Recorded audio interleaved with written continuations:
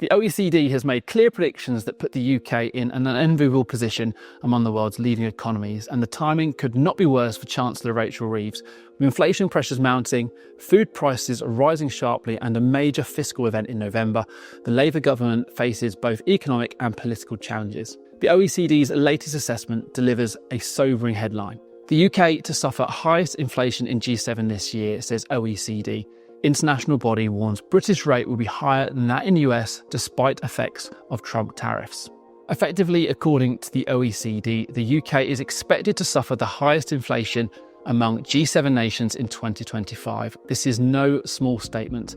Among advanced economies, Britain has frequently been seen as struggling with productivity, sluggish growth, and periodic inflationary spikes. But to be singled out as having the worst inflation profile in the G7 adds an extra layer of difficulty for any government. The UK is expected to suffer the highest inflation among G7 nations this year, the Organisation for Economic Cooperation and Development has said. Amid resurgent food prices, with some retailers blaming the UK government's $25 billion a year increase in employer national insurance contributions for pushing up costs. The OECD predicts that inflation in the UK will average 3.5% in 2025. This figure, 3.5%, is not just a number, it is a signal that inflationary pressures are proving far more stubborn in Britain than elsewhere, and that government policy is being scrutinised for its role in exacerbating the problem. The increase in employer NICs has been particularly controversial, with businesses and retailers passing higher costs down to consumers. The OECD's forecast sets a baseline that will shape expectations leading into Reeves' critical November budget. OECD predictions are one thing, hard data is another. The Office for National Statistics confirmed on the 18th of September that UK consumer price index inflation stood at 3.8% in August, while food price inflation hit 5.1% year on year. The ONS data makes clear what households are feeling week in, week out. Essential goods are becoming increasingly expensive. Some food items have continued to see particular big rises. In the year to August, beef and veal prices were up nearly 25%, while butter prices grew by nearly 19% and chocolate rose by 15.4%. These are not luxury items confined to a niche corner of the market. These are everyday staples, and their rising costs bring home the reality of inflation in a way abstract statistics cannot. For Reeves, this is politically disastrous. Unlike some other forms of inflation, which may hit investment portfolios or international trade flows in ways that are less visible to the public, food price inflation is felt tangibly, frequently, and painfully. Every trip to the supermarket for the average person becomes a reminder of the inflation pressures of the UK. Food price inflation is uniquely damaging for governments. This is because food is not optional. Families can cut back on holidays, entertainment, or big purchases. However, they cannot cut back on eating.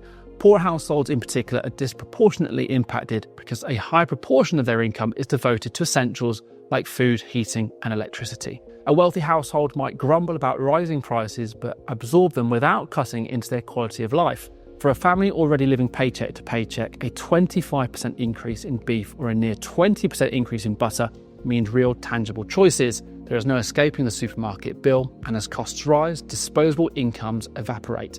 This is why food price inflation is not just an economic issue, but a profoundly political one. It hits the poorest hardest and does so visibly on a weekly basis.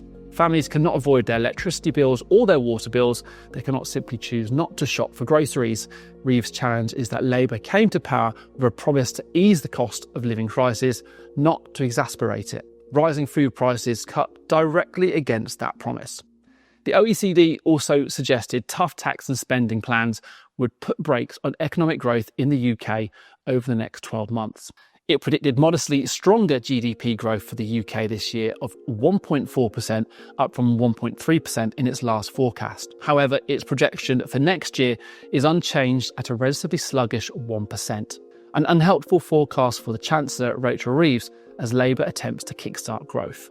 The body said Britain's tighter fiscal stance, higher taxes and reduced government spending was expected to weigh on the economy. Reeves will present her budget at which she is expected to raise taxes on the 26th of November.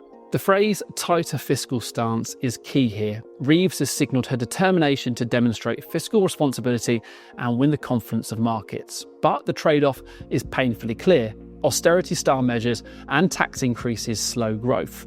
At a time when the economy is already faltering, this risks pulling the country further into stagnation.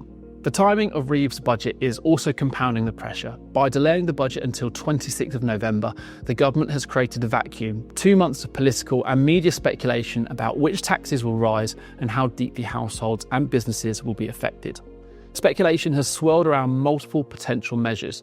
Property taxes extending NICs to rental income for landlords, wealth taxes and more.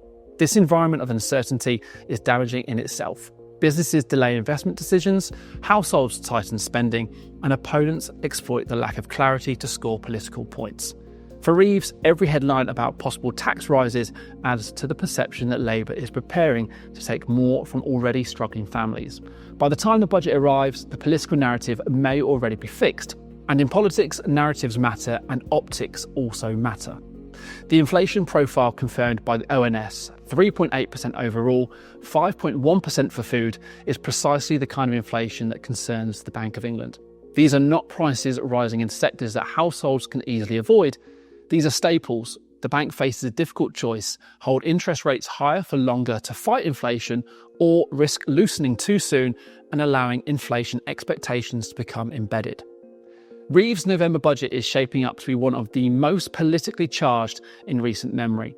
On the one hand, she must demonstrate fiscal responsibility to reassure markets. On the other hand, she must avoid deepening the cost of living crisis for families already struggling with food and energy bills. The OECD's warning and the ONS's hard data make clear the stakes. Britain is entering a period of elevated inflation, sluggish growth, and political volatility. How Reeves responds will define not just her tenure as Chancellor, but potentially Labour's credibility on economic management for years to come. Thank you for watching. Like and comment and subscribe for more breakdowns.